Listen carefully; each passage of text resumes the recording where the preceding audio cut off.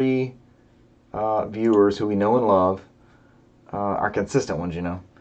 Despite having them, we still have, when I look at the reports, we still have like new people who tune into the show. I think it's just a retention thing. Like,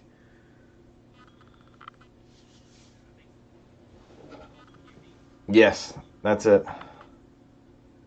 That's it.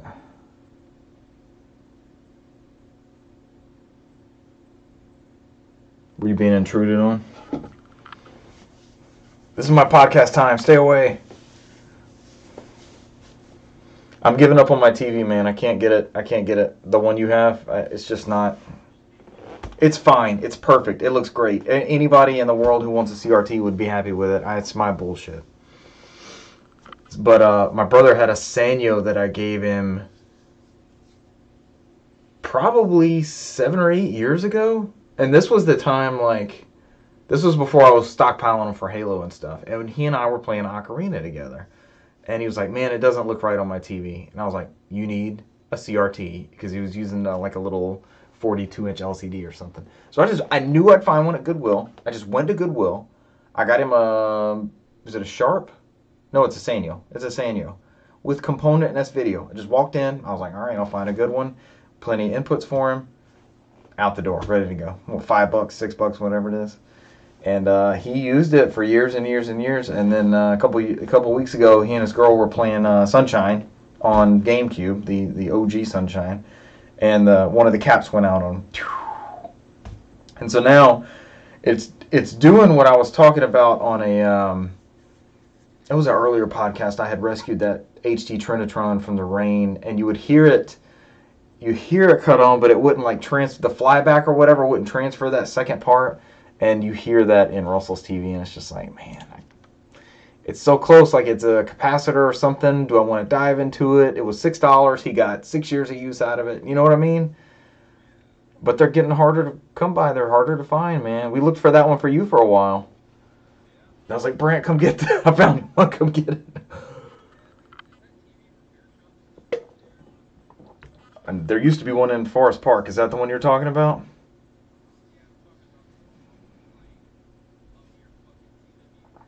Yes, that's the one. That's what I'm thinking of. It's like almost in the woods, right? Is that still open? Really?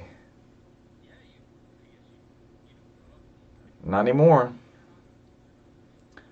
So they were getting ready to widen it at one point after the donut shop had burned down. Were you working there when the donut shop was there? Blanchard's? I'm sure you heard some of the older guys talk about Blanchard's. Blanchard's was the shit, man.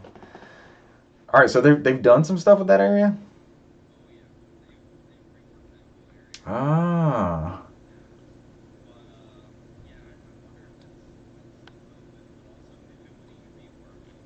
Yes. Taking it up there. Yes, it would be worth taking it up there. 100%, absolutely. Oh. Our third member has arrived. Body. Our gold member. Welcome, gold member. He's slowly settling in. He's just a VIP. We're just here on his time. And of course, he comes in strong on OBS, comes in big, takes up the entire screen, and then he shrinks. Well, and then wait till you see it. Wait till you see it catch up. He's gonna enlarge it again. Oh. Again, I'm just an OBS manager. That's all I do. I'm just here with my PlayStation symbols. Free software, ladies and gentlemen, is what you get. I guess I gotta change him back at some point, huh? Because he's staying there. I thought I had it balanced right before. There we go. Yes. He's just got his exercise machine back there, so we don't have to worry about blurring out too much stuff. And we got 3 people on the show already. Welcome, 3.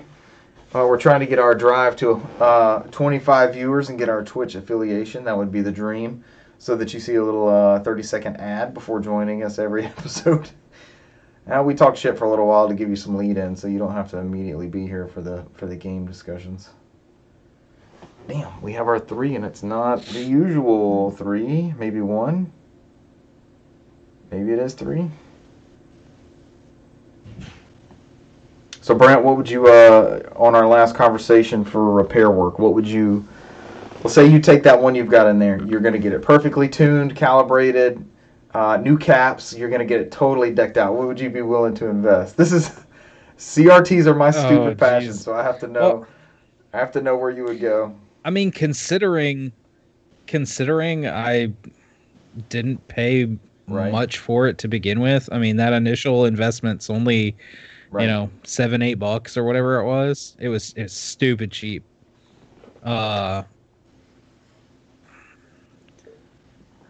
It really would depend. I mean, if I went in there and they were like, it's going to be $300. Oh no! I think that'd be too high for me too. I'd be like, I'm going back to Goodwill. I'll spend $300 and drive to every thrift store and Goodwill I can get to and purchase every CRT and bring them back and see which one is the best. I would think I would max out at maybe 100, and that is if like almost everything had to be replaced on the damn thing. What is that? A 27 or 34? I think it's a 27, as a matter of fact. $100. I was gonna say I think it's about 27. $100, brand new caps, calibrated, everything cleaned out. That's still a hell of a deal. I think I'd jump on $100 also. Yeah. Having it like brand Plus, consider this too. We don't know anybody who does this. This is a very niche market for this. And you're paying them for that experience in that time. So that does count for something too. It's not just, all right, how much am I going to invest in this? Versus, but you do have to weigh, the fact that you can drive around and try to find one anyways. Which has been my go-to, which is why I have too many of them. I mean, within the past year of really getting into this hobby and acquiring a lot of these older systems, it's becoming more and more present. Yeah. Or more and more evident, I should say, that I'm going to have to buy a soldering station and practice and get the feel of it, because eventually something's going to go wrong on this Dreamcast and I'm just going to wind up having to replace it with one of those little SD card readers that they got out there, rather than trying to find another laser or replacement laser, because that's the dream though, right? At a certain point to just have that built in there. I mean, there's the thing behind popping the disc in and firing it up and all that, but if you had every game in the library right there to go, right off an SD card. I've seen power supply mods for the Dreamcast where you pull out, the power supply takes up like one whole quarter of that inside. I think it's the right inside of the Dreamcast. And they've consolidated that down to a tiny board, and you can take that out and you can already do that mod to keep heat. Yeah, at one point I looked at all the different modifications, because there's a special mold you put in there to make sure you get the right airflow, but there's like a different fan you can throw in there to make that Dreamcast quiet. Change out the power supply. Taking out the disk drive and replacing it with the I can't the mode. Yep. As that one company has it. GDEMU. Yeah. Or you can just put the PS5 fan in the Dreamcast and I'll keep it quiet. So that's the goal, is to make it quiet. Hell yeah. I don't know that that thing's just going to be like a wind tunnel. That thing's going to be fucking silent, that big ass 120 millimeter in there. It'll be moving so much air, the Dreamcast will be hovering off the ground. It's levitating. I think it never overheats. I don't know. The Dreamcast has a charm about the volume of hearing it gear up and all that, right? Like isn't that part of the user experience of the Dreamcast is, you hear it beep at you and everything. VMUs go checking off. I don't know. I never got into the intricacies of any of the downfalls of any of the consoles before then. I just remember playing games. So, and then people somehow got to this whole ordeal about bitching about certain aspects of the charms of different consoles. So, but to each their own. It's just it seems like a cool part of the experience. When is the first time you guys actually considered, like, okay, I gotta do this to prevent this from happening, or man, I better really baby this thing and keep this from going off? I keep reading about this. Was the internet what dropped that fear on us, like hearing about other people, stuff they encountered? No, I probably. think for me it was just that PS3. I mean, that's the first console that will open up and Yeah. actually modify. So Well, the PS3 was the first console I ever had, crap out of me. And even though I sent it in for repair forever ago, You're still waiting for that's it, another Brent? thing I'm gonna have Brent, to you're still waiting for your learn. Yeah, PS3 I from like 2008. no, I got it right here. But no, I baby it. I hardly play on it much. I think the last time I used it, I played, um, gosh, actually several months ago. But I played some PS2 games, Yeah. for a while. But I really I don't I try not to abuse it or use it too long, and I'm dreading if I ever have to open it up and redo the thermal paste and all that. Delitting the So, PS3 seems to be the way it but goes, but that's an expensive procedure too, or Yeah. risky if you want to do it.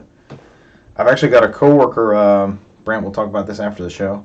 Somebody's dropping off it's not yellow lighting yet. It just blinks red. So I'm gonna try to just do what? Oh, everything froze. I guess I froze. It was Brent. yeah, you're good now. Tighten up, Okay. Brent. Don't You're back. freeze. Brent's back. Brent, I That said was after the show, weird. don't freeze now so we can Super- discuss this. Brent was super excited about the Days Gone update. Said he's getting on his PS5. Oh, but I got a coworker who's got a blinking red light PS3, so I'm just gonna blow dust out of it like crazy and see where we get from there. So, is it pretty easy to get the just the lid off and not like go into thermal paste or the board or anything? But is it pretty quick to get to the point to just blow dust out of that thing? It's not. It is not. No, it is compactly built in there. I mean, you can take the top panel off, then you get to the screws, and I mean, there's not like a riser board in there. So I think once you lift everything and you move the drive out of the way, you get access to the fan, and then from there you have to. Then you can blow it out from there. So, but it's not an easy process. So Have you've done it before? it'll probably take about 45 minutes. Yeah, I've done You interested in doing one just for curiosity's sake? Open it up. You can. I mean, at that point, you might as well put some more thermal. We have paste nothing to in there, lose with so. this user. They were just occasionally somehow I'm envious of them. They stay 2 generations behind, and like right now they're just going through like God of War 3 and Last of Us and I think Last of Us is the one that broke the PS3. So I'm and even at that I'm assuming it's a fat model that's doing the red light. The slim one never did that, right? Did anybody ever hear about red light, yellow light slims? I've always. It's like a fucking ghost story. I'll hear like somebody at some point saying that they had a yellow light of death on a super slim, but I've seen it like once in the blue moon, and everybody just cries the wolf on that because it's not. If it does happen, It's not like a legit threat. It's just a one-off. Very rarely. Yeah. Probably, I see it very rarely. I mean, from my understanding, the slims are not that bad either. I don't see too many failures on that one. I think it's just the fats. That's it. The original models. I haven't really heard any issues with super slims. People swear up and down that they do yellow light, but I don't. I've always seen recommendations in forums that that's the model to go with if you're going to stay dedicated to PS3. Slim or super slim? Or PS1. Super slim. Super slim. Because that's the one I got like 4 or 5 of them. I buy those used and I haven't had any issues. So I'm waiting to find a bulk load of them. You remember when like Woot did Dreamcasts and I think Toys R Us had Dreamcasts at one point? I'm waiting for somebody to do that with PS3s and just have this, hey, we're trying to get rid of these. It'd be awesome. I don't know. Give it time. GameStop might do a fire sale since they're going for Microsoft. That's man. true. We don't need this Sony shit. Even Jim Ryan doesn't want these. We'll get rid of these. Yeah. You can't even play these games on it's 2 generations. Well, they did it with back at this point, 360s. so. Nobody wants to play them. They did it with 360s. The past 2 Black Fridays? Remember, I got like basically free 360s the past 2 years just to add to those for Halo potential. Mm-hmm. They did like buy a 360, get a $80 gift card, and the system was like, I think the system was 80. You just had to follow through and jump through the hoops. Yeah, it's the whole the mad world of rebates, even from PCs. I mean, you just got to pray and hope that you put everything in there properly, and then you get your check in the mail in like 6 months. All right, we've warmed up, we've rambled on. Y'all ready to go live? Let's do it. Let's do it. Oh, I forgot to tell you my $1 million expansion module for the Xbox is shipped today. Your super good Target deal. The one that I'm just going to put Lost Odyssey on there. That's it. It's going to be a Lost Odyssey memory. Go ahead and do it. 120 frame RPG. Go ahead. Let's see it. That's right. That turn-based 120 frames. That's what I'm talking about. Ladies and gentlemen, welcome to episode 133 of the NOFODcast. We are No Outside Food or Drink, the Southeast premier video game podcast. We weren't sure up until tonight, but all the votes are in. All the ballots have been cast. We are indeed the number one video game podcast in the Southeast and the Gulf Coast. We are your Gulf Coast time zone number one podcast audio and visual experience. Join us every Wednesday on Twitch and YouTube Live. Tonight, your stories include Sony shuts down custom plates for PS5, 2 Ubisoft titles get delayed, Call of Duty sure is taking up a lot of space. See what you did there, Brant? Even though this isn't a space Call of Duty, I thought it was going to be like a sequel to Infinite Warfare. The PS5 game that will not come to PS4, we finally get some clarification. It might be a game that is actually enjoying its 18th anniversary today, so it can vote. This game's first iteration can vote today and buy cigarettes. Not anymore, I don't think. Nope. Pornography. You gotta be 21. Can we buy some nudie mags? Still at 18? I thought the internet did away with that eventually. Possibly, but Ratchet and Clank can buy nudie mags as of today. We have your PlayStation Plus games and Xbox games will go for November. I haven't seen either one of those except for the one PS5 game, so that will be news to me. And Fortnite's next-gen enhancements get detailed. I am your, it's got to be something political. I'm your Deputy of Information Minister, Richard Bergman, joined tonight by Vice President, to be, maybe, Brant McKee. How the hell do we get minister and It's a conglomeration, vice president? sir. We're really confused. We don't actually know what we're a polyarch, we're a matriarch, we're everything rolled up into one. We're a dictatorship. Cesar, wait, do you find out your role? That is Cesar Concepcion II, Sure. Chief Military Officer. I'm glad. Yes. He gets to push the button. I'm in charge of the killing. Yeah. That way, I'm the one that's going to hell. You just have to give the most important decisions. We see all these blurred out things in your background, and we just know one of them is some sort of nuclear football. So I'm just gonna say plausible deniability. And you can do that as vice president of whatever this trio is. Whatever this is. Whatever this disaster. Nation or the nation of NOFODcast. NOFODcastia. Here we go. Let's go with our first news story. I think we're all mentally and physically exhausted. I know I am both of those. Let's try to get through this show. It might be a brief one. We don't have a lot of news. We may have some games played. Don't jinx it. Mostly Halo update. You. But let's make that the beef of it. PS5 custom plate maker apologizes after confusion. This comes from IGN. Customize My Plates has now announced that it has canceled all sales of custom created PS5 plates and will not be selling PS5 plates in any capacity. Due to pressure from Sony, it will now sell vinyl console skins instead. Brant, your wood-paneled PS5 lid dream is no more. I love that wood All grain. your consoles are wood grain. We see them stacked up back there. Even your Dreamcast. Yeah, it's great. Yeah, it's great when you have them on the floor and you just accidentally step on it. Like, oh, I thought it was part of the My Roomba cleans this already.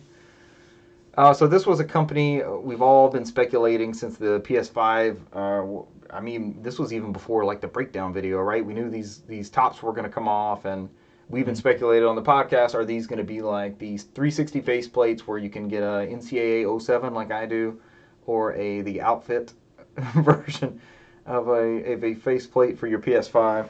And someone was industrious enough to start it up, and pressure from Sony has caused them to back out of this market.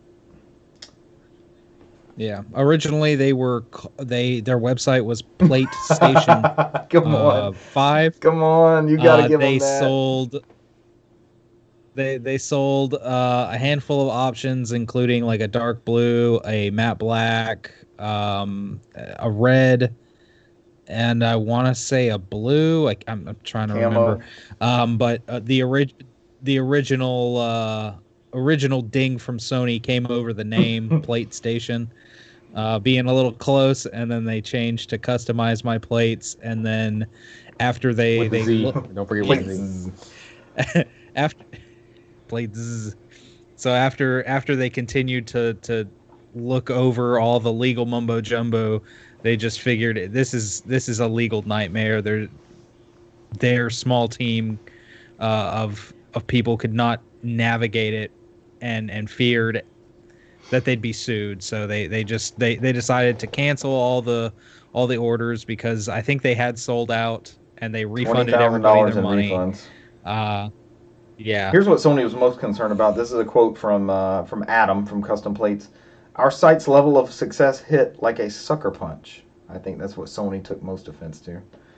The use of one of their studios in the quote. That one didn't land. Adam continues, we misjudged demand and disappointed hundreds of supporters who helped to get us off the ground. They may be the first, but they will not be the last. These are going to be on AliExpress and everything else. Yeah, they probably should have stuck to smaller channels like Etsy or something like that. They got too big, and the problem with that, which is cool, people want this, but the issue you run into is you don't know what the quality of these plates are, and if they're going to fuck up your console, and then they go into Sony, and you just nip that in the bud. They start melting down into the PS5.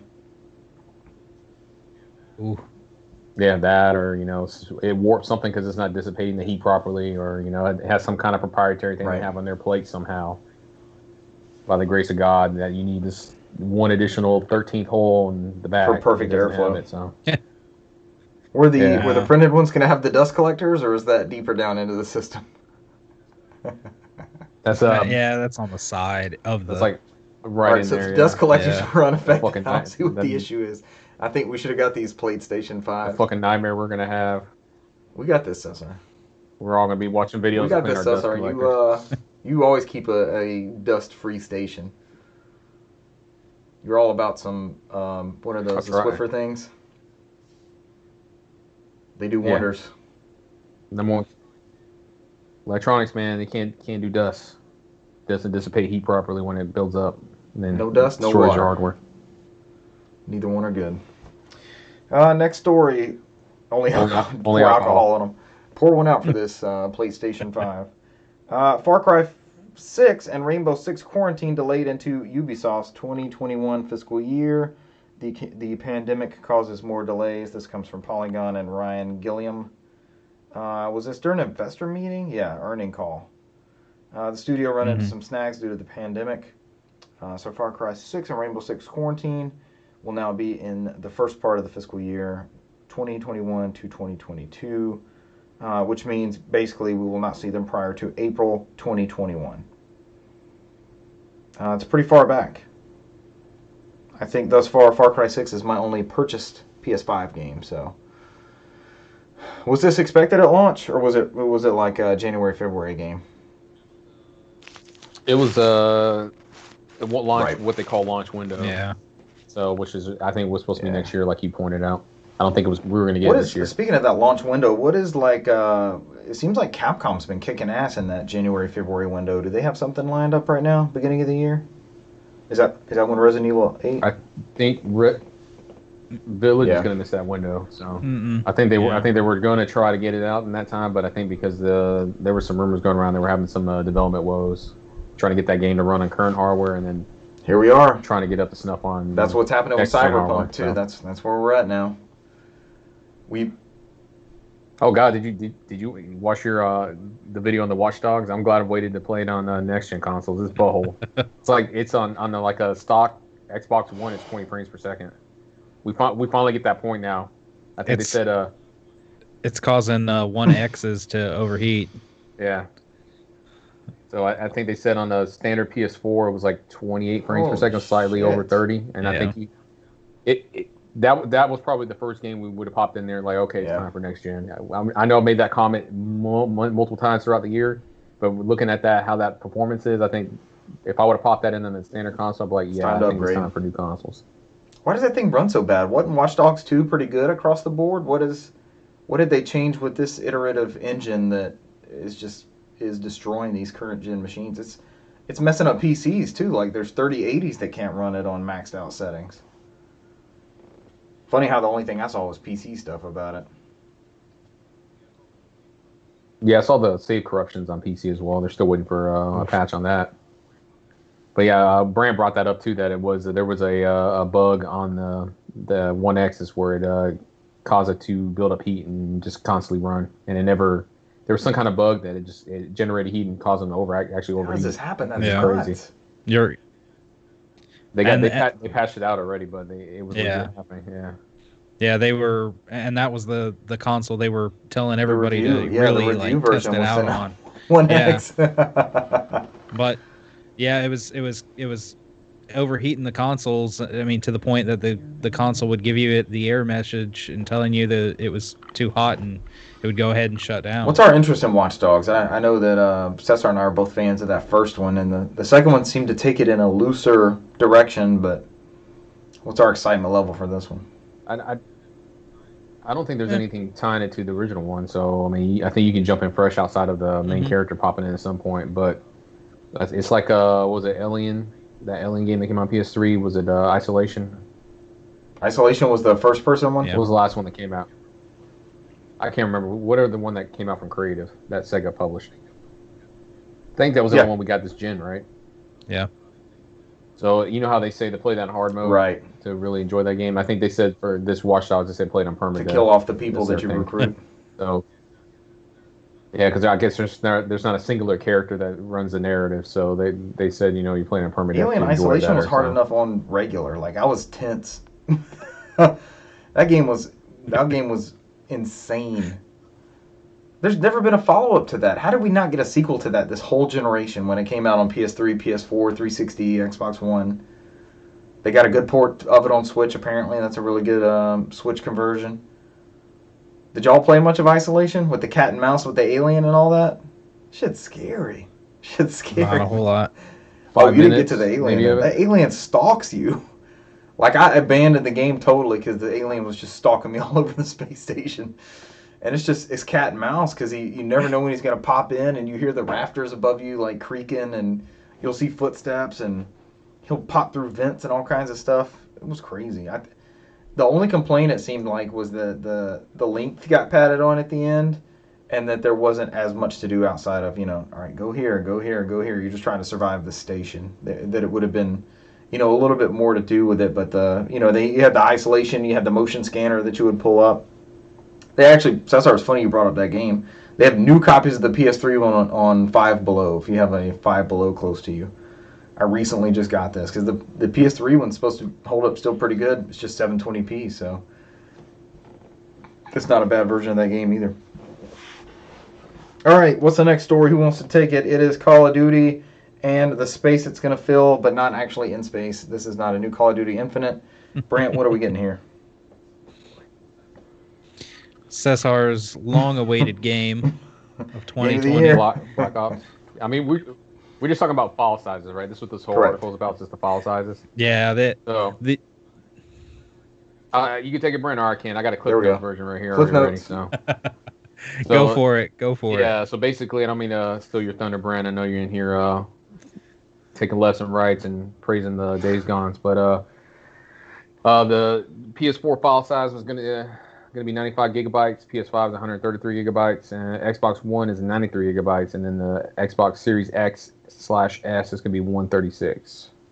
So we're getting added 40 gigabytes on the next-gen consoles, most likely for textures. We were promised smaller installs because the game didn't have to search for all these assets and all that, or is that just the Sony presentation? I think that's what you would call the goal, but you're gonna have to wait till that stuff is fully optimized. This is the first one. It's a big release. They're gonna try to get it as many places as possible. Probably is the easiest way to get it running on everything. I think the Cyberpunk, they were saying they had to test 9 different versions across all the platforms. So CD Projekt Red, obviously smaller, I believe, smaller group than Raven Software and everybody else, Treyarch, whoever's working on this Call of Duty. You had it right. I think it's Treyarch and who?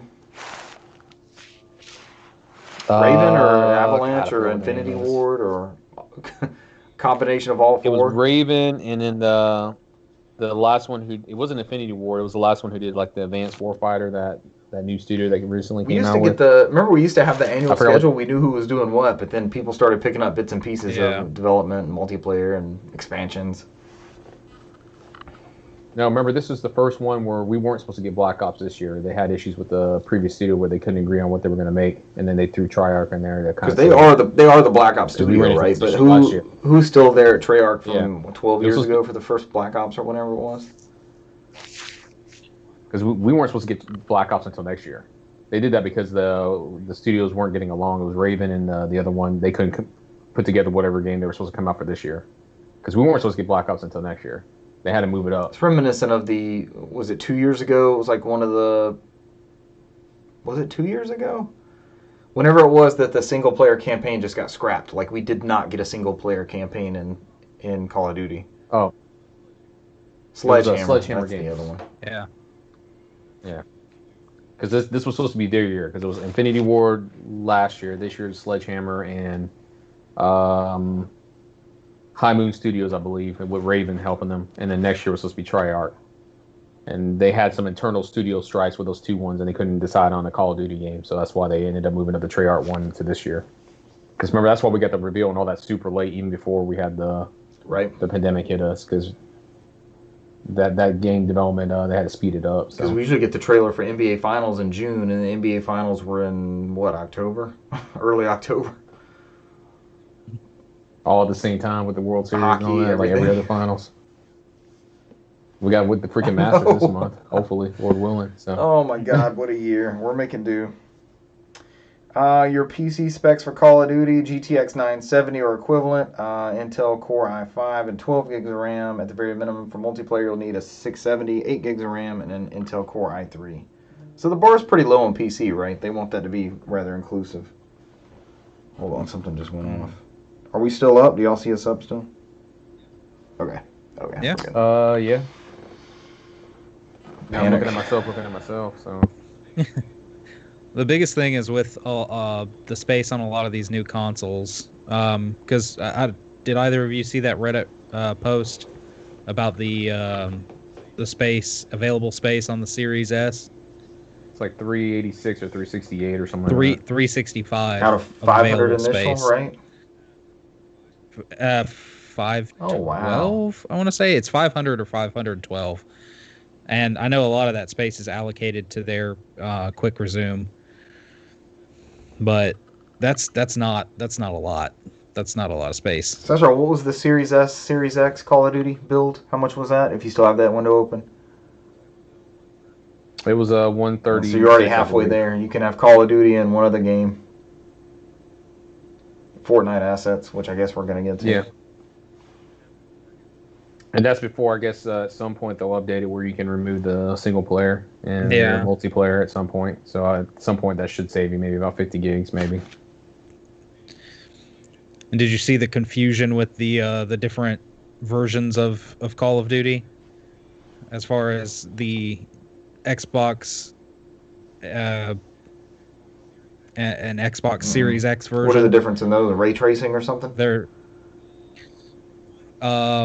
one's 59, one's 69. Oh, just in pricing. Yeah. Yes. It's got that whole weird thing, like you said, where you know how Xbox got the exclusive on the upgrade for Yakuza. They got some kind of weird upgrade path on Xbox versus PlayStation. So yeah, your One X version will play on the Series X, but it just will not have any of the upgraded options. It's the standard Xbox One. They want you to spend the $70. If you spend the $70, you get both versions. Yeah. And so it's not advertised as a smart delivery game. Then you're not going to get the optimized version right off the rip. Not How long is really. that going to last? And I think you can pay. And I think you can pay a $10 upgrade fee on PS4 to PS5. You don't have to pay that whole. That sounds like me on launch night, popping Battlefield 4 and FIFA for PS3 into my PS4 and trying to pay that $10 and get the new one, hit those servers with everybody else. and that's on the heels of Activision. It was announced that they made, what was it, like 1.2 billion off of Call of Duty Warzone in 3 months, off of those microtransactions. No, Bobby Kotick made 1 point. Fuck that. So, I mean, it's like, do we really have to have a $70 SKU of this game? Because the microtransactions are going to be in this game. Yeah, let's not have a consumer-friendly option. We can't have that. I don't know that. I'm gonna, this generation of games, I'm gonna be buying a lot less on day one, so it's gonna be a lot more. Is there a deciding factor for that, consumer-wise? For me, it's just cost. Just because they're 70 now, not 60, or like, is there anything else that factors into that? No, I mean it's just the cost, and there's just so much coming out. There's a launch right. cycle, so there's a lot coming out. So I mean, I anticipate a lot of dry spells early next year as we go into that transition to a lot more games. Some will get a PS5 upgrade, right. Some won't, and I'm not gonna. I think I took a look at what I got coming out, and I think me and your discussion, I think the only thing that I'm really buying day one is Miles Morales and then Demon Souls. I think that's Call of Duty and Black Ops. I let go Assassin's Creed and a couple other Sackboy I'm not gonna get, and so I mean I'll wait. And those are so are we gonna do? Are we doing Demon Souls? Are we gonna make that a thing and compare notes and fight through it together and all that? Is that because that's the only way I'll play that game is if I'm playing with someone. Hey, I didn't put it in the news, but they said, was it yesterday or today? I heard something about they'll have 100 over like 120, 180 of those helpful. Yeah. It's something ridiculous of those helpful little video things or screenshots that'll reassure you that it can be done when you're getting your soul crushed in Demon Souls. As they have some 13-year-old kid from YouTube show you how to beat the boss, and you're screaming, I'm like, I don't know what he did, and it doesn't fucking work. Why is it so easy for him? You just got to roll over into this wall at an angle, and then the enemy will get glitched, and then you can sit there. Pick up your left foot. And then crit him. And then what you want to do is get the belt, and you're going to put this on the engine of your car. Well, we're going to do this at the same time. Before you joined us, we were talking about CRT repair.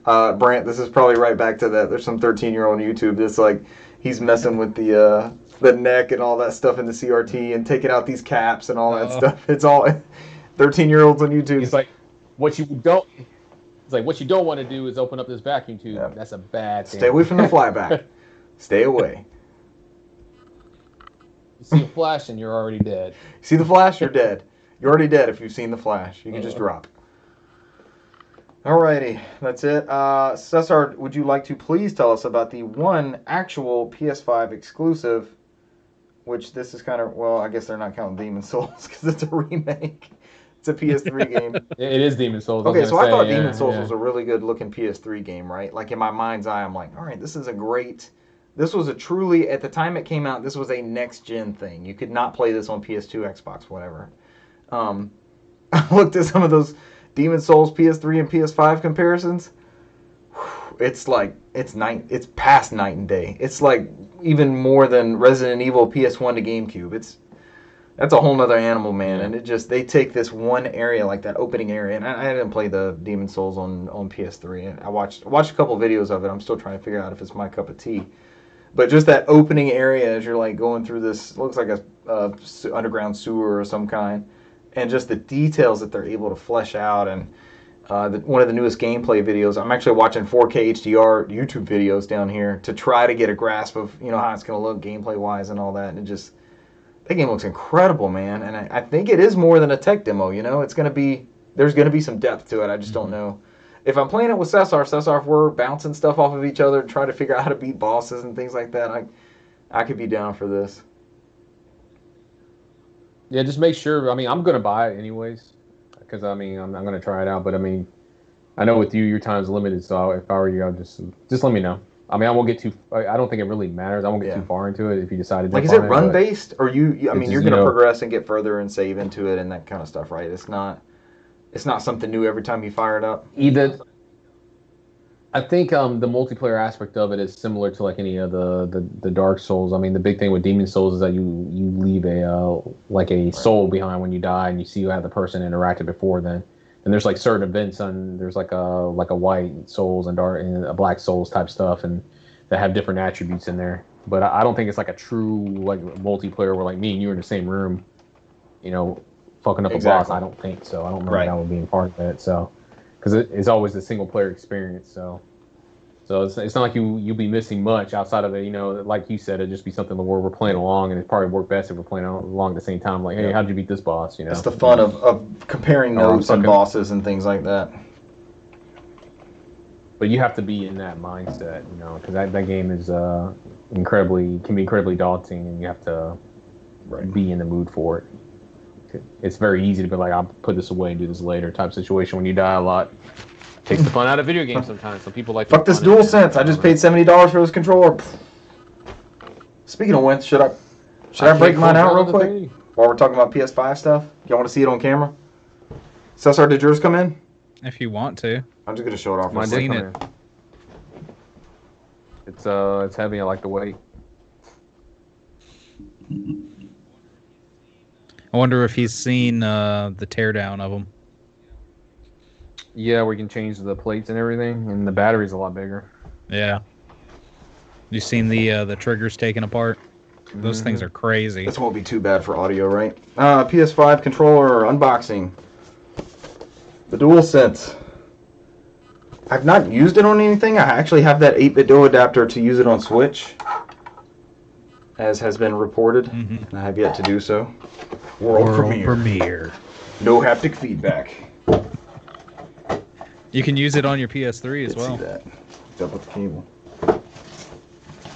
So here is the DualSense. I don't think we're breaking any embargo because it was just shipped to me from Target. Noted PlayStation vendor Target. The pretty lights that cut on. It's a good feeling. It's heftier than a DualShock 4. It feels like the weight of an Xbox One controller, right? Cesar, would you agree with that assessment? Mm-hmm. And I like that they close down the space and the triggers in the back are not as far apart. So it's got a great feel to it, and I cannot wait the way they're talking about Astro's Playroom. I feel like it's going to be a Game of the Year contender with the crazy haptic feedback, and you can feel him walking through sand and all that. I can't wait, man. I think that's something that I really want to play Sackboy on launch day because of that, because I think they'll probably use that haptic feedback pretty well as well. So, but I'll wait. I see that one dropping pretty quick. I know I bit the bullet on Little Big Planet 3, and by the time we actually got around to playing it, it was like $14.99 new. So. And it was on PlayStation Plus at some point. The buttons, the face buttons do feel mushier than usual. They don't feel as good, I think, especially the circle button. It's kind of... The way it's like off to the side over there, it's almost like it's kind of falling off the edge. Like you see that. See how it's kind of sitting there. But when you're playing, you're not looking down at it or anything. So we'll have to see. What do we have? 8 days. Friday next. It's coming up. Yeah. As long as they ship it on time. My other accessories that I bought at the same time as this one, I don't even have a ship date on. So. Did both of your pre-orders hold up? I don't know yet. So far, so good. When I checked mine, I mean, it's still there, and they haven't been magically canceled like some people's have, where they would go in there and they're like, "Oh, they canceled, didn't tell me." That's how happened. So. But I bought the headset and the controller charger at the same time I got the controller, and the DualSense is the only thing that shipped at me. Same retailer, so. Yeah, because I got my headset, and I got my camera. And I got my media remote, so. When I checked the other day, they had 1-day shipping on Amazon for those DualSense. I think seems like they're going to be plentiful. Yeah, that's probably why they got them out of supply chain and just go ahead and get them out of the channels and make room for consoles. All right, let's get back to news. This the one PS5 exclusive. Cesar, are you aware of which previously announced PS5 exclusive game is actually still exclusive and not coming to PS4? Yeah, I think all it really did on there is I think somebody had asked on Twitter into Insomniac to get clarification to make sure that Ratchet and Clank was not going to come to PS4, and they confirmed it was a PS5 exclusive. I think they said the reason why they went that route is because of the hard drive, SSD speeds. So I guess it would not play the same on the PS4, so it would hamper the experience. So they decided to keep it on the PS5. I do not see how they could pull it off. I was talking about watching trailers down here in 4K. My daughter was entranced watching this, the Ratchet and Clank demo. Like, we watched the whole, I think it's 8 minutes. We watched the whole gameplay trailer start to finish. And when they're jumping in and out of those rifts and all that shit's changing, I do not see how you could possibly load that stuff on current gen hardware. So that'll be something hopefully that takes advantage of it. Do you think, we talked about it earlier on Call of Duty with writing stuff for quick resume and stuff like that with the Xbox, I guess more specifically than Call of Duty. Do you think Ratchet and Clank may suffer from the high install amount to account for these assets that it's going to have to write to? It's possible. I mean, these are all on Ultra HD discs, so I mean, we mentioned that before. These are triple layer. These are up to 100 gigs, so that's going to be dependent on the game. So I don't think we're going to actually see better compression or better utilized gaming packets until further later in this generation. But you also have a first-party studio now who's really diving into it, and they're going to know the nuts and bolts. Was there a nuts and bolts subtitle in there? Yep. They're going to know the nuts and bolts of the PS5 more than anybody, and they're breaking their chops with Miles Morales too. They've done that before with PS3, remember, because they always saw how difficult it was to develop for PS3, and then they kind of shared that information with developers as they went through and found shortcuts. Because that first Ratchet and Clank on PS3 and the first Uncharted, it had screen tearing like a motherfucker. That thing would tear straight in half. You'd pan that camera and you would just see the screen just fluttering right in front of your face. So they made crazy advancements in working that cell on PS3. Did either of you see that video that kind of went up and got taken down real quick? The early look at Miles Morales booting up on PS5. I missed that. Holy crap, Richard! Extremely. The guy goes from the UI, presses X on the game, it pulls up the little splash screen, and within 2 seconds he's at the main menu. He goes through, selects his game, hits load. 2 more seconds, bam, he's playing the game. Yeah, I know from save file, 2 seconds to load the game. It's literally. So we're back to cartridges, gentlemen. We're living the dream. We're there. I wonder what that install on Miles Morales is going to be. Do you have to have played? Because that's a cheaper entry fee for next gen, I think. Do you have to have played the regular Spider-Man to play Miles Morales, you think? Yes, SR agrees. Probably. I mean, I would assume that he doesn't get if you go based off story. I don't mean to interrupt, Brent. He doesn't become Spider-Man at the end of the original first Spider-Man on PS4. Gotcha. So let's put it that way. That's true. I'm sure you could pick this game up and play it, but you'd still be missing. I'm sure they're going to have stuff about some of the interactions and things that hint back to the first game. So while I would say that you probably could pick this game up if you wanted to just pick it up and start playing it, you'd be fine, but you would miss out. Yeah. I would assume, because with Insomniac, they're going to want to tie that whole game. And there's also that SKU that comes with the remastered one, the remaster of Spider-Man, but that's like $70, I think. If I got that right. Mm-hmm. Yeah, let's see. They said, based off this, they said it was Spider-Man Miles Morales from home screen to in-game just awesome. 7 seconds. They said it was like 1 to 2 seconds when you did that is next gen save file. That is a next gen feature. Yeah, it got deleted and reposted several times. I just tried to look again. I can't find it. Sony doesn't want that. No, nothing's ever truly gone right now, at least. Yeah, I think there's still an embargo on the UI, so because that's one question. Because I think Microsoft already showed all their cards already, right? I think in the UI. It's the same thing, right? It's the new dashboard we're all using on Xbox One right now. Pretty much, it's customizable and it's a little bit more streamlined, but Yeah, and they're quick resume because remember that's what I think somebody was screaming out in some forum somewhere. If Quick Sony had the resume. same thing going on, but I think like does Sony have a version of it happening? I think they still have the embargo on the user interface, so nobody knows for certain. I think they have some kind of technology. They call it something. I forgot what it was, but they don't know if it can do like 5 games like Rapid replay. the Xbox can. That'll be the Sony version. They had a weird ass name for it. I like the brands that become standards. You know, like Kleenex. It's like pass me a Kleenex, and then you have remote play. Like Sony came up with remote play is what they called it, and then like Steam picked it up. You could do Xbox remote play. That's just the standard now. Or even the PlayStation was it share play? Yep. We can share the game. Yeah. So I started looking something up diligently. Yeah, I'm trying to figure out. Somebody did something somewhere where they looked at the original video when they were kind of showing a little bit of the UI of the console, and they noticed the name when it was swapping over from 2 different games. There was a name in that UI where it stated what it was called, and they have a name. I have for yet it. to see the UI. Did y'all see it in that Spider-Man video? When they went through and they did like a small UI thing where they're showing the developer walkthroughs and how to get trophies and all that stuff like that. But there's nothing, and you know how to get access to the store and everything like that, but nothing on how the actual operating system works or if any of the quirks on that. So yeah, extremely limited controlled view. I want to see it, man. I missed the cross media bar. I thought that was a great interface, to be honest.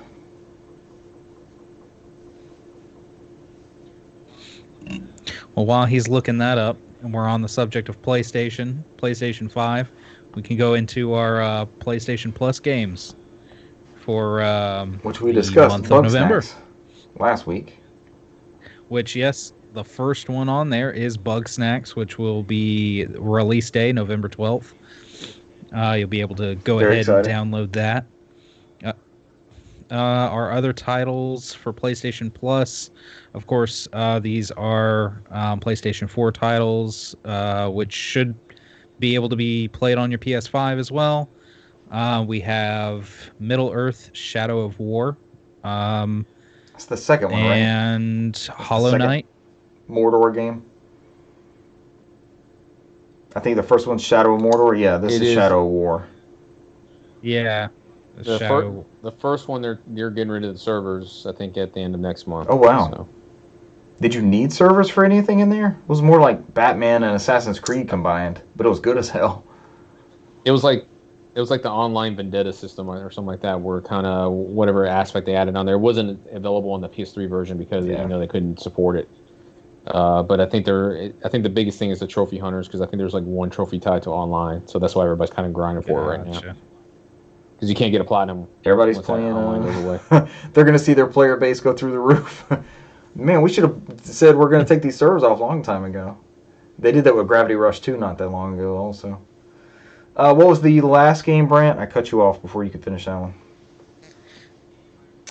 It's a game I recently beat this past year. Hollow Knight Void Heart Edition.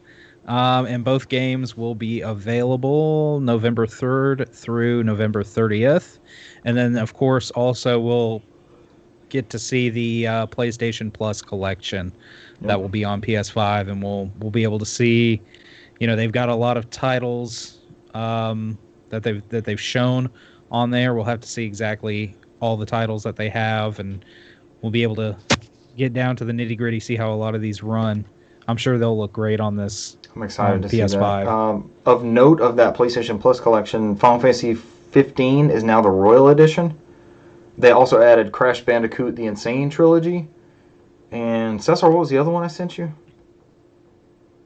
Do you remember it right offhand? They just announced it, and it was outside of this news story. Was it? No. Crash Bandicoot's in there. Yeah, they're all down there. There was one big one. So from Worldwide... Yeah, it says from Worldwide Studios, Bloodborne, Days Gone, Detroit Becoming Human, God of War, Infamous Second Son, Ratchet & Clank, Last Guardian, Last of Us Remastered, Until Dawn, Uncharted 4, Among Thieves, and then from third party, we have Batman Arkham Knight, Battlefield 1, Call of Duty, Black Ops 3, Zombies Chronicles Edition. Crash Bandicoot Insane Trilogy, Fallout 4, Final Fantasy, the Royale Edition, Royale with cheese,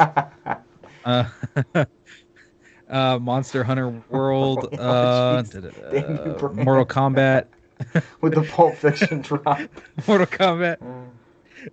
Kombat 10, Persona 5, and Resident Evil 7 Biohazard. Maybe the Royale with Cheese edition was the big news out of that one. No, the only difference was the update on that was that it originally was a standard Final Fantasy 15, and they came back and said no, it's the Royal Edition. That's it. That's the only difference, of which I think has everything but the final DLC. And you get Crash Bandicoot. Brant of the game of the year. Royale with cheese. The most important question is, will Bloodborne get an update to run 60 frames per second? That's all I care That's about. what people have been harping for forever. It never got a boost mode with PS4 Pro, famously. Out of that list, we know Days Gone is getting an update. We know God of War is getting an update. We know The Last of Us is Remastered's getting an update. How do we know this? Just to clarify. All those are running 60 frames. The developers announced it on PlayStation blog. I mean, I know Days Gone was the one they just announced yesterday, and it's 4K 60 frames per second. There it is. So, and it just got a big PS4 patch. Brandon, you might want to pop it into your PS4. It's supposed to run better on that now, too. Oh, yeah. All right, here's your Xbox games with gold. This is a decidedly very weak list. Like a crap weak list. You get Origami Shadow Edition. This comes from the Xbox Wire. That's available November 1st through 30th, so now. Swim Sanity, available from November 16th through December 15th. Full Spectrum Warrior, which I would argue is the best game on this list, November 1st through 15th. And Lego Indiana Jones, which might also be the co-best game on this list, November 16th through 30th. This is kind of weak, gentlemen. It seems like we never really get two great months, is what I meant to say. We never really seem to get two concurrent great months between the platform holders, but I'm going to have to give this month to PlayStation's. Well, Shadow War and, Bugsnax is huge. I was about to say, they're the only one that has it's the only one with Bugsnax. New first-party title being launched on that's the console day one. That's a great point, Brant. Yeah. I think this better. It works better for Sony. Sony needed something. I mean, because Microsoft's playing with Game Pass, so they had to do something to kind of. They are. And this is just another example of Sony is given a next generation game. This is a game for PlayStation 5 that PS5 owners are going to get, and it's just business as usual with Xbox because there's a new series of Xbox coming out. It's not really an iterative thing. That seems to be, their marketing says otherwise, but. Between Game Pass and their service level goals that they're striving for, it just doesn't jump out. I mean, it doesn't jump out like a Bugsnax does or the PlayStation Plus collection. But that's what Game Pass fills in the slots, I guess, because they can come out and say, hey, we've got all these optimized games that you can play day one, so I do see that side of it as well. Yep. But going into, I know Cesar's going to have both of them. I will have a PS5.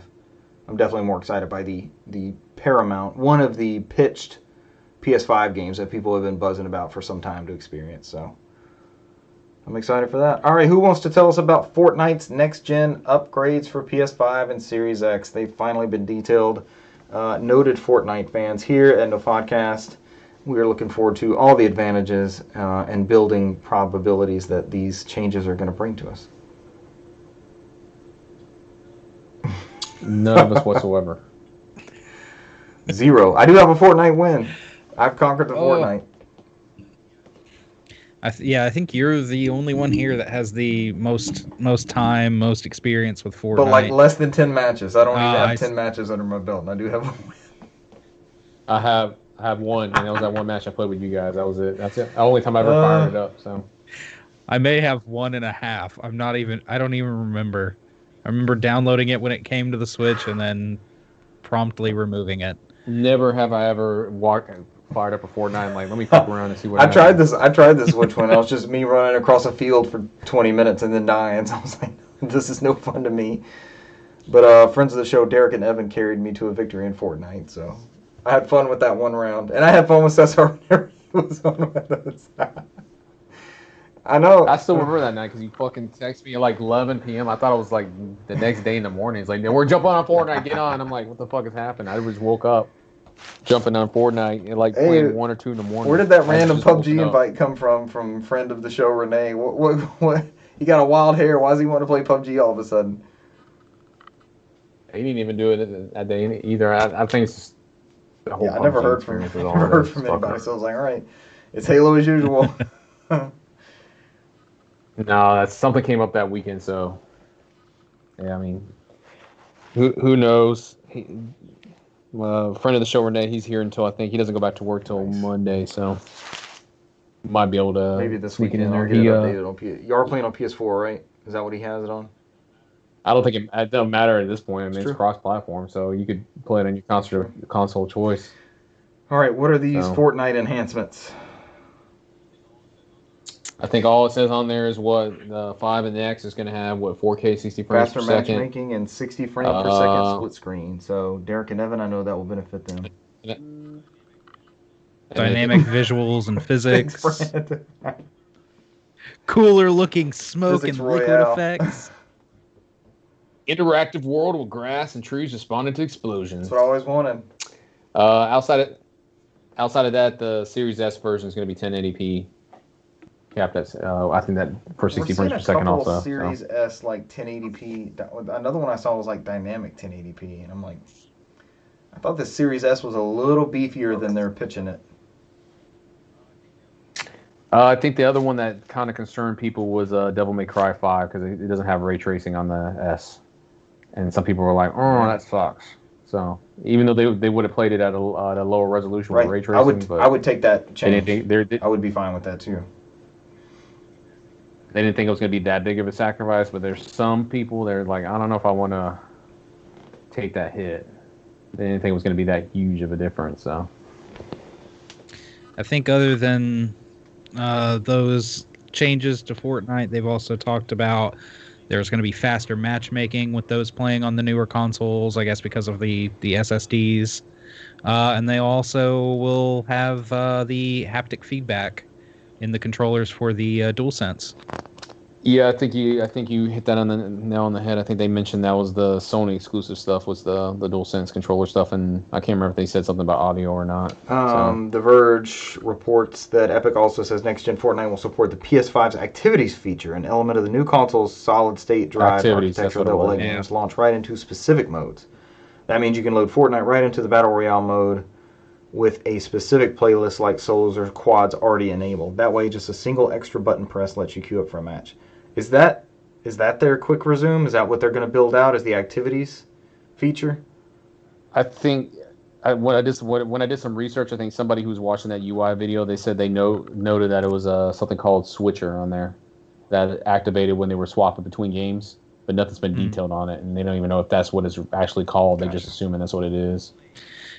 Well, they did already, when they went through that UI video, they did show the activities to where if the developer puts them in there, you can go, once you pull up the control center for the game, you can pull up all the different cards and sometimes jump to very specific things. So for Fortnite, I'm guessing they'll have those cards for those specific things, and boom, you can just click that card and go straight to the matchmaking menu immediately, rather than having to boot it up, wait for it, and do your loadouts, and just... I think you're right, Brand. I think what they were aiming for is if you have Modern Warfare in there, you can, and I think Richard sends me an invite, and he's already waiting in a room. It's supposed to be built to it. Already transports me in that room when I have to do a whole bunch of starting the game, logging on servers, going to the room. It's supposed to take me there almost instantaneously, so we can jump on there. Yeah, but I think that's if it supports that feature. So. Yep. All right, gentlemen, is that all for news? Did we wrap it up? That is it. I think we have a brief games played section, hopefully. Fingers crossed. Mm-hmm. I only Sweet. played one game. Yeah. All right, I'll kick us off. I seem to be doing that here frequently. Friday night and Saturday night were Halo. What? No, Not again. Do tell. There's a new Halo? No, I never heard this before. Do tell. No, What it's is still the that? old Halo. It's the first one specifically. I'll be waiting in November 17th in that room so I can play 120 frames for you. Come on. With you. That way, Let's we go. can both die at the same time. That way, you die at 30 frames, I'll die at 120 frames. It doesn't matter. We're still gonna die. Seemed what? That's twice the frame rate. Get blown up. Oh, Yeah. falling down Body faster. be crumpled up on the wall, 120 frames faster. So the featured playlist this week was Rocket Race. I've talked about before. We've been patiently waiting for this one to come back around. I played a couple with friend of the show, Dale. We've got a setup down here now. We just end up playing couch co-op-ish, I guess you could say. I mean, we're getting in an online room together, but we're still laughing and cutting up together. Rocket Race was good. We never won one of those. That of course, is everybody's on a mongoose. One person is the VIP. The other one has rockets on the back. And the VIP has to drive the driver has to drive the VIP into a circle. So the circle rotates around a map. So it's always these big maps. So the first 1 to 10 to make it to the hill, like King of the Hill, wins the round. And I think we had a pretty good comeback at one point, and we got 8, but they snuck it out ahead of us. So. Also had the worst experience on Xbox Live I have had probably since 2007, 2008-ish. We just had someone... Go ahead. 360-ish. That's very 360-ish, it absolutely is. We had someone lay into us with like the absolute worst language you could possibly imagine. And not on the chat, or not on the voice chat, on message. They're taking this time just to message us. Just hate. And they were mopping us up. We didn't even do anything with them, and it was. You suck so bad. Why are you even on here? Kind of stuff like that. A lot of derogatory terms and just like, how is this profile? Their gamer score is like 80,000. Like, how's this person even still playing games? How is this allowed?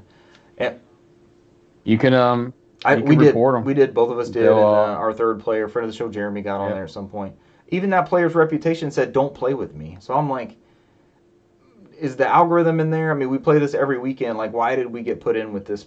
First off, why is this person able to play online? It must be, money talks. I guess they're paying their live subscription or Game Pass Ultimate or whatever it is. But I'm like, how does this person how did they stay online? How does this still happen? So typically how it works, and this is what my colleague at work tells me, he'll get into heated arguments sometimes with people. He doesn't pick fights, but sometimes some people will troll him. And like they'll do the whole game where he'll say something that might be, he won't cuss at them, but he'll say something that might be like poking back and forth, prodding the bear, kind of like along the lines. Yeah, basically. And sometimes he'll mess up and he'll say something that they would consider as offensive, but not derogatory or anything super bad. And so it's a whole cat and mouse game where everybody will constantly report each other, because sometimes he'll shoot me a message like, yeah, my main account got banned for 48 hours, so I'm on my shadow account playing games. So hopefully that happened to this person, because I know all 3 of us reported them. It was not, but that was one match, and then we were out of there. So yeah, if he was pretty derogatory, I mean, even the stuff he shows me, he's banned usually for like 48 hours. It's not nothing derogatory. If it's pretty derogatory, probably like maybe a week or something like that. They do temporary bans on there, so they'll. And most times it's like him. He doesn't care. He'll just jump on another gamer. That should be leverage against this person. Like, we weren't offended by any of what was there. It was just the level of like hate and just pure, like, why is this even on here? It's just not necessary. Yeah, it wasn't necessary. Basically, yeah. You beat us. We didn't do anything to you. We're not even in your chat. We're in a party chat. Just go on and do something else. So, and I've played hundreds and hundreds, as is documented on this podcast at this point, of Halo, and it's only been last weekend was something weird, and then this one was way over the top from that one. The other person just told us we were trash. Don't even wait around for Halo Infinite. Friend of the show Dale was told to donate. Friend of the show Dale was told to donate his Xbox. I was told to just throw mine in the trash. So. Dude, I love those. I'm just dying laughing. And I'm like LOL on there. I'm and that was in voice chat, because I thought it was somebody else. I thought it was my brother in the chat. Oh god, And then this guy, we go back out in the menu. He's like, "Man, you guys suck." This game's been out for 18 years. I told y'all about this. This game's been out for 18 years. You are trash. Don't even wait for Infinite. Go pick something else. Halo is not for you. You suck. Like, and it was cannon fodder, which is just the plasma cannon or whatever the plasma. What do they call that? Yeah. It's not plasma cannon. Fuel rod cannon, and it's just. You get 3 shots, and then the thing is like overheating, and then you reload. It's just, I hate that mode. But the action sack that we play, every once in a while you get cannon fodder, which is a stupid fuel rod cannons, and we're like, okay, let's just play this round and get it over with and get back to the crap we like to do. I actually messed around and threw the objective-based ones in there, so we had some more, like when I do my Halo LAN parties, we love playing Capture the Flag. Like, that's our main game type. So I threw the objective-based ones in there, and we played a little bit more Capture the Flag in there, and that was a good time. Capture the Flag is the most fun, in my opinion, because, I mean, kills are going to come and go. It doesn't really matter. You're going to have good runs, bad runs, but as long as everybody's working toward that objective and trying to work warthogs back and forth, man, we need another Halo day. Fuck this virus, man. We would have had Halo by now. Like, all in the same room Halo, not getting yelled at and called derogatory terms on Xbox Live. The way Halo's meant to be played, I guess. I don't know. Oh, how bad we suck! How True bad we suck at the Xbox game. donate your experience. Xbox. He messages me and tells me to trash mine. He tells my friend to donate his. Like, yours gets a better fate. Give it to somebody else. I played. I just would have been. I would just wouldn't have been dying laughing. No, we had a laugh That was about funny that to one. me. We didn't report that person. They're just I wouldn't. I'd be like, they're just thank some you, sir, I sort of didn't laugh. hardcore That was- Halo person. And then we had we played, actually a friend of the show, Russell, and I played at lunchtime Monday, I guess it was. And we texted each other, we asked for lunch kits. So it's that musket round we want to play at lunch. So we try to queue it up and see if we get in there. And we stayed in the game chat, we weren't in the party chat. And then we went out to the lobby, this guy trashed us. I mean, he went off. He was like 24 kills and he died twice or something like that. And we heard him laughing in the thing, and it was like, man, you're pretty good, you know. You just handed it to us.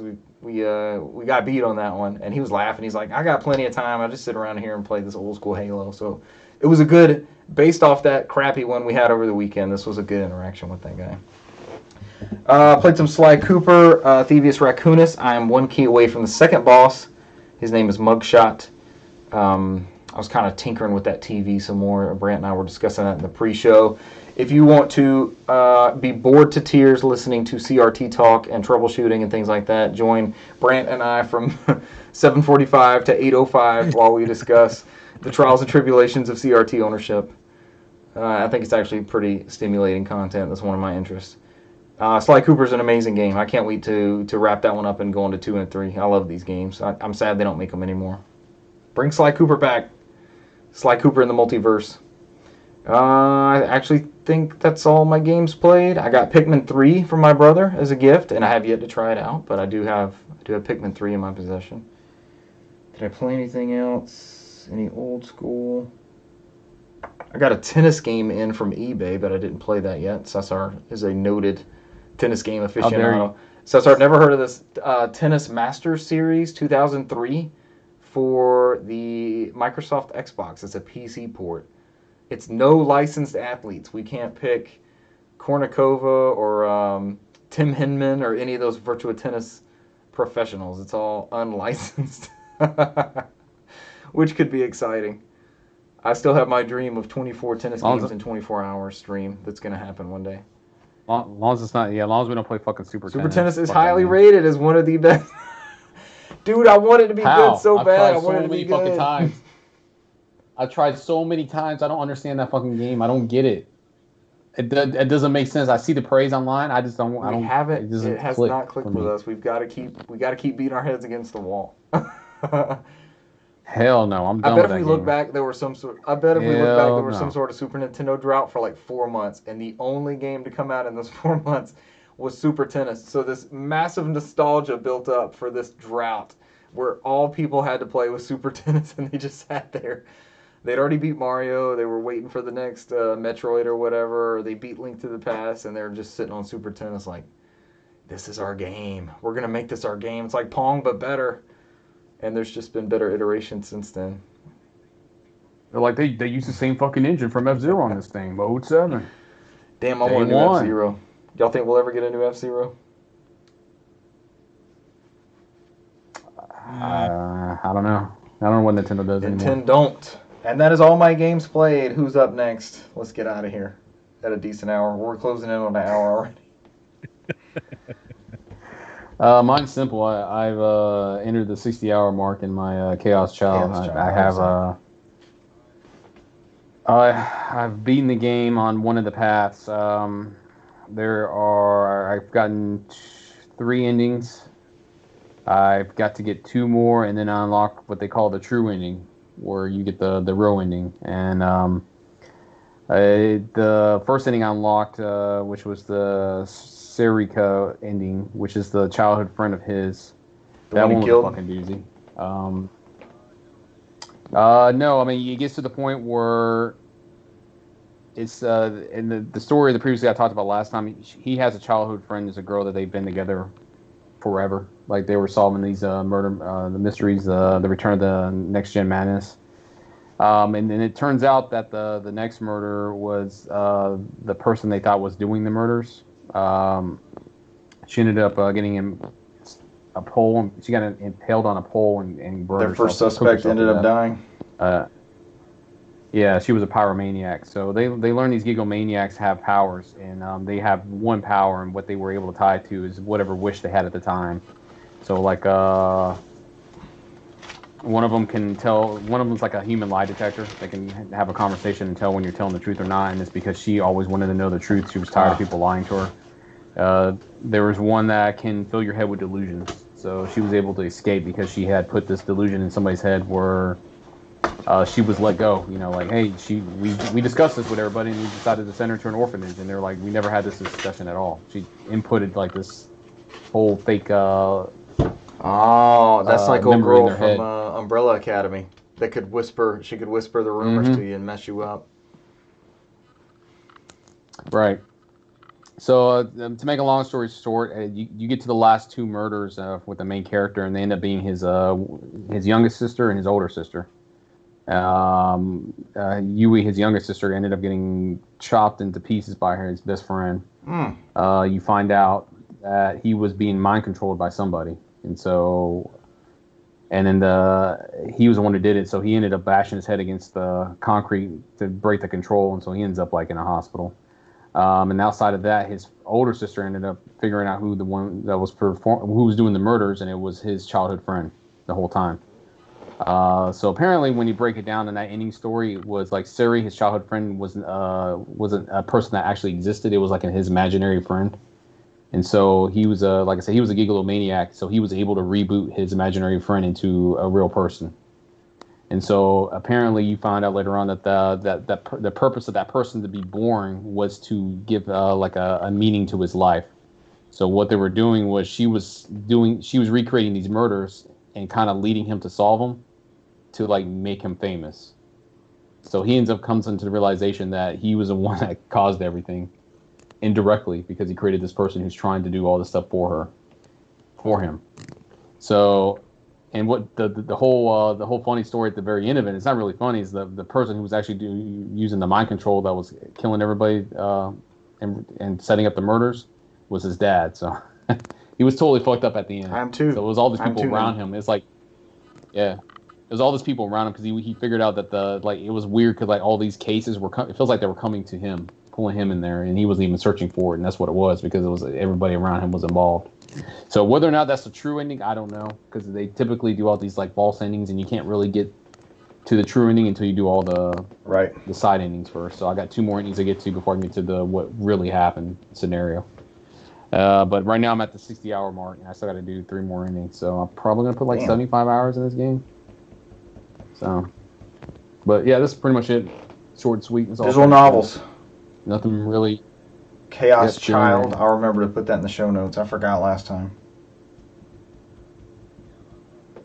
Yeah, I think looked at my my PS time tracker. I think this year so far I've put in, and within the last 2 months I put 60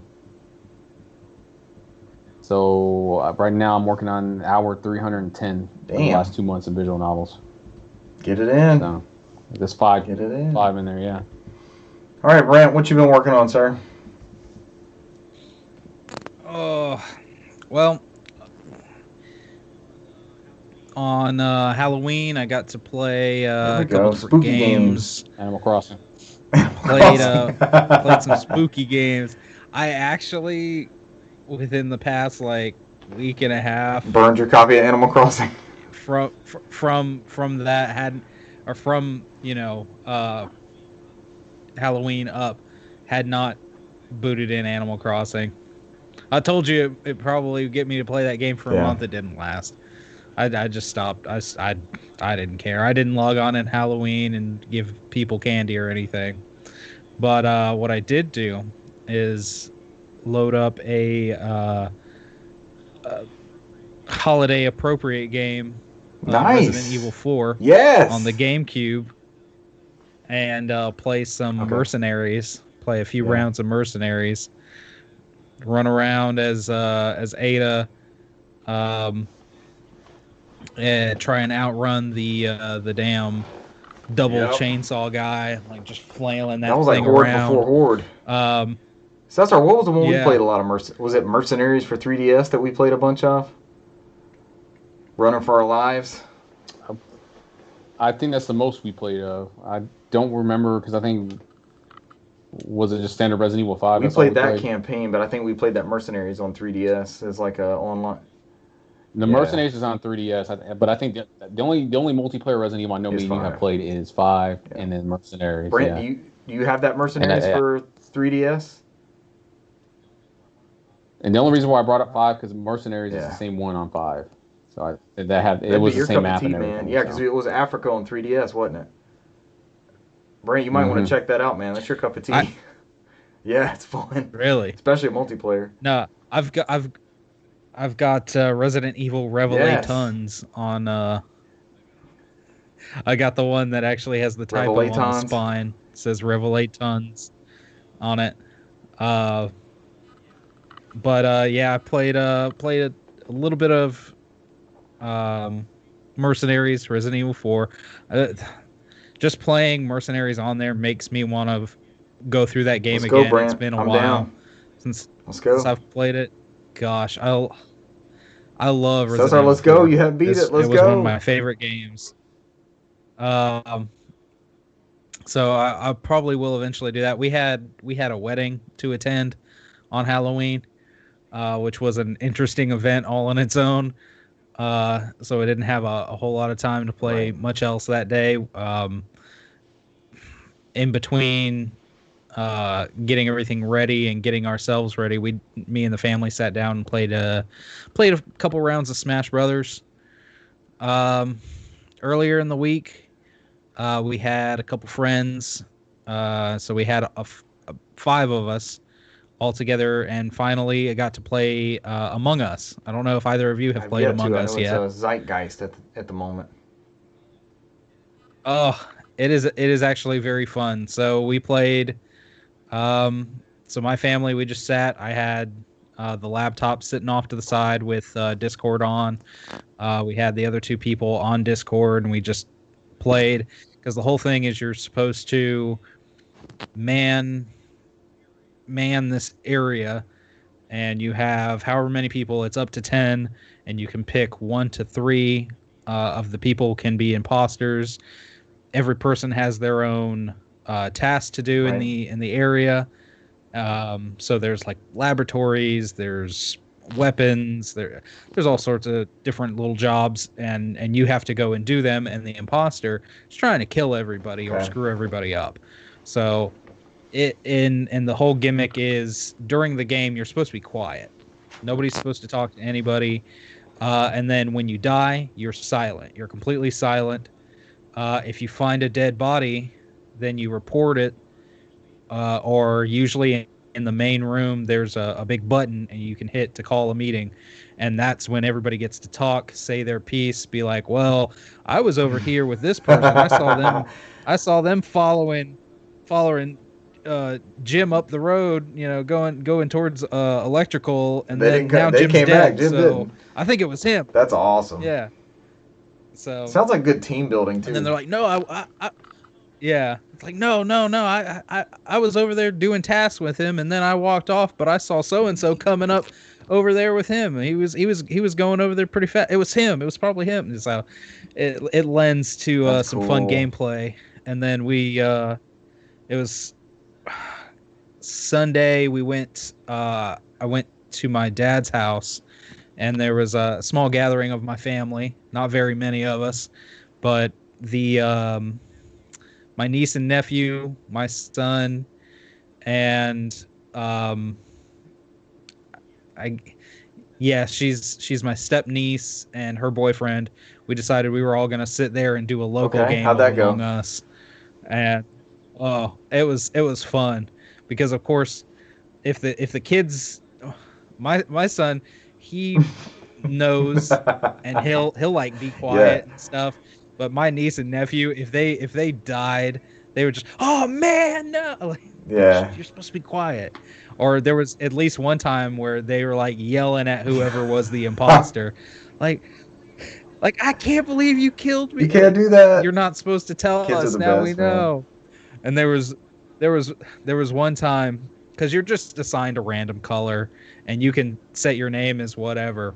There was one time my niece, she was the color pink, and she killed me and she killed my son, and then somebody found my son's body, and they had the meeting, and both me and him were dead, and the whole rest of the game I was just kind of sitting over there and I kept humming. I kept going, Nice. and No. nobody got it. And then like at the very end of the game, like right before, because if you either kill all but like one person, if it's just the imposter and one other survivor left, the imposter wins.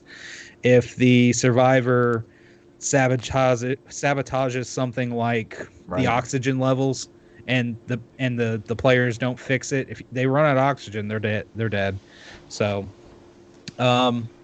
but it got down to like 3 people, and I'm still over there humming, and they're like, why don't you shut up, you're not supposed to. And then as soon as she killed one other person, it was just her and the other person, and she won. They started laughing, and they go, and why were you humming the whole time? And it's like, gee, I was humming the theme song to the Pink Put it Panther. together. They're like, oh. You should have hummed the theme song from the Pink Power Ranger, and that would have. You got to consider your age group. No, they all could have got it. But yeah, that's fun. If you've got enough people, I say no less than 5. No less than 5 people to play it. You've given me the biggest explanation I've heard of it. And it seems like something that would come out of like a Jackbox game or something. Yeah. Kind of. Yeah, there's a Jackbox game that's semi-similar, but it's not as involved. And you were saying it's free to play? And it's free on mobile. I know on Steam it's like $4.99, and I'm sure it's on the Epic Game Store for $4 or $5. So I mean, you can find it around. No console versions yet. Cheap. It seems like a missed. And seems like a missed opportunity. But if it's on mobile, I was about to say I don't believe it's on consoles. I think they said next year's are targeted. Yeah, because they had announced a sequel, right? So, but this one took off, so they was like, okay, let's hunker down and work on this one. Yeah. All the features they have for the sequel are being integrated into the original now. I think the only thing they said that was holding back the console versions was the ability to use voice chat, which is highly recommended. Yeah, communication as part of the experience. But yeah, this game has actually been around for quite a while. It's just recently with everything going on in the world, some streamers picked it up, started playing it, and it just kind of caught fire. And it is a fun game. It's a very fun game. Among Us. They also, when you get a chance, and Brent, I know you don't, you're not American football, but there's a Gridiron Heights episode on the Among Us. It's infiltrated where they Gridiron do Heights. one with all the. Oh gosh. It's pretty good because they all in that room where they're doing the discussion and they're like, the imposters, the Bears, and they eject the Bears, and then the Bears was the imposters. my favorite, my favorite one is Gruden, the head coach with Las Vegas, when they're sitting there arguing about who's the one who's the killer. He ejects everybody. He's like, you didn't beat the Chiefs, I beat the Chiefs, I beat the Chiefs, and he's ejecting everybody. That's pretty good. That's pretty good. Oh man. That was his whole excuse for not being the imposters because he beat the Kansas City Chiefs. The You didn't one beat the person. Chiefs, I beat the Chiefs. That's awesome. But yeah, this is a great game. If we could get enough people, I don't know. At some point, maybe if we get some listeners interested, That'd be fun. we could fire up a Discord. We can make a NOFODcast Discord, get us on there, download this, section off some time, see if we've got anybody interested. Play some Among Us. Brant, you seem to be a little more Discord savvy. If you want to fire that up, you are more than welcome to. It's not that hard, I guess. It's not difficult. It's just different. It's familiarity at this point. I just somewhat learned it. Somebody added me to a Discord once, and then with everything going on, we had a small group of friends that we usually met up with on the weekends and at a certain local facility, and that didn't happen within the past Obviously, 6-7 months now. So we would just I set up a Discord, was like, hey, we can play games, we can do this. So, and we did for quite a while. I know some of them have gotten different jobs, and stuff is slowly getting back to normal. So some of them are doing a little bit more at work now. So scheduling is a thing, but we're still getting together regularly and playing. So it's fun. And then the last thing I really, once I booted up that GameCube, I got on there, man. I'm intrigued. Mine's hooked up right now too. I popped in. I don't know why. I guess I just wanted to play something zany, something fun. Donald Duck, blowing quackers. Simpsons. Nope. Simpsons. Hit and Run. Or was it Hit and Run? There was yes, another Hit one and Run. too.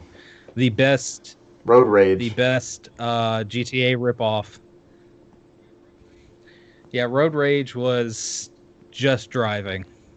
Simpsons Hit and Run That's is the where open it's at. world GTA clone, as it were, in that era. Yes. And it's just as fun and as zany as I remember. The one-liners get tired after a while, but the gameplay makes up for it. I played that first little area where you're Homer. I did all those tasks where you're running around in the car, you're getting soda, you're having to run back and forth and get like your neighbor Flanders has called the police because all his stuff's missing, but it's all stuff you taken. So you've got to run around town and grab all the stuff and return it to him before the police track you down. And playing all of that, and that game holds up. And I think what had it just stuck in my mind is earlier in the year when we got what was it? Battle for Bikini Bottom. You've been craving that era. And there was a couple other games. Simpsons Hit and Run it kept kind of circulating out there as people wanted that game to be kind of remastered or remade. But it at least now it hasn't been. It's an expensive game. I looked it up. It's like $50 on GameCube. Yes. Really? GameCube stuff right now is going insane. Dang. GameCube stuff is through the roof. But the second area you play as Bart. I played a good bit of that, and then I had hopped off for a little while. Got something to eat, and then came back to it. And I guess I've just gotten spoiled on the way things are nowadays because I booted it back up, loaded my save, and it was right back at the start of of like the second area when you start as Bart. Because you have to hit start, you have to go down to save game. Oh, Brant, no autosave. So you're it's spoiled, like, baby. Got spoiled on my newer generation systems, the autosaves. So I put it down. I was like, I got other stuff I can Remember do right the era now. before that with no saves and you had to like leave the system on? Oh, either that or you had a few games that had some saves, or you had passwords. Metroid. You had passwords, or you just had to sit down and do it all in one sitting. That was it. The most I did was I had a copy of Star Ocean Second Story on PlayStation where I used a rubber band to tie it to the DualShock on the analog stick. You're running around. Had it to do auto battle, and I just went to school and I came back and just jumped up. I think you've told us that story. Just sat there and run around the map. That's awesome. Mm-hmm. Did you mash all the way through the game like no issues? Yes. Oh, after that it was done. Yeah, I mean that game was such a. There was 80 something innings in that game, so just you could be there for days trying to figure out different combinations and how to unlock innings in that game. I always did that with Oblivion. When you're in that first cave, and there's two goblins at the bottom of that cliff or whatever it is, and you can crouch behind a rock, and you can do the rubber band and go into sneak mode, and you just hear that boom, boom. You'll hear that level up for sneak mode as your character's just like humping it behind that rock, and the two goblins are down there. They never know. You just put the rubber band, you set the rubber band and walk off. Like Cesar saying, you come back at just like 30 levels. You're just this sneak god. Yeah. You know that Elder Scrolls level up, that drum roll thing? Yeah. Use that Konosuba's lurk skill. Lurk. And just disappear. All right. Brant, but that's it's slightly cheap on Xbox. You can get it for 20-ish. I'm going to see what it is on PS2. I know we got some friends of the show that are big fans of Simpsons Hit and Run.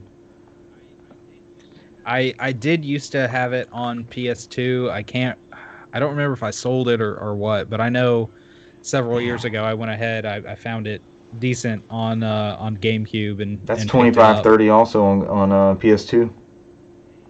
People want this game, man. They're clamoring for a remaster. They're overspending. Yeah. Hey, it's a damn good game. It can happen now since Disney owns that license. So. Bring it back. All right, we got anything else to add? We had 5 concurrent viewers this whole show. So thank you for joining us. We're trying to get our numbers up for Twitch affiliation. So thank you. Hopefully we didn't bore you to tears with our Simpsons Chaos Child, Death Child, Chaos Child, Death Child. Death Child. And there's a lot of dying in Chaos Child. Halo. The confusion is an honest mistake. And Halo Online Hatred Talk, directed at me, not by me. So thank you for joining us. You guys got anything else on the way out? We should stream Among Us like everyone else is doing. I really want to play Resident Evil 4. If it wasn't a pandemic, I would say let's start a stream, all 3 of us, and let's just do it. Cesar's never beat it, and I've been itching to play through it again. So between the 3 of us, we could knock it out. I think it'd be a lot of fun.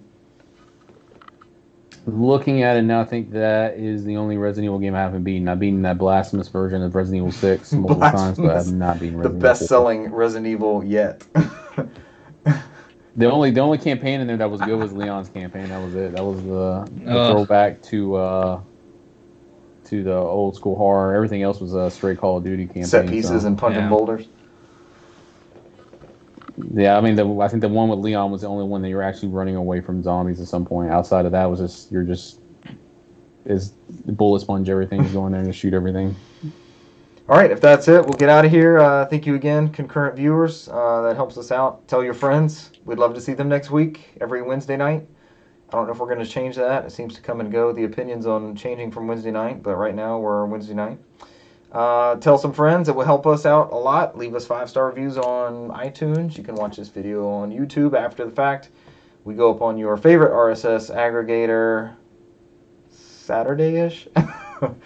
I've tried to get it out, man. It's been the past couple Sundays. It's just I'm tired. Sunday's like my catch-up day, so I try not to be that late with it. It's on YouTube as soon as we get done recording, so. But I'm tired of rambling on here. Thank you, ladies and gentlemen, for joining us this week, and we'll catch you next week. Bye. Adios.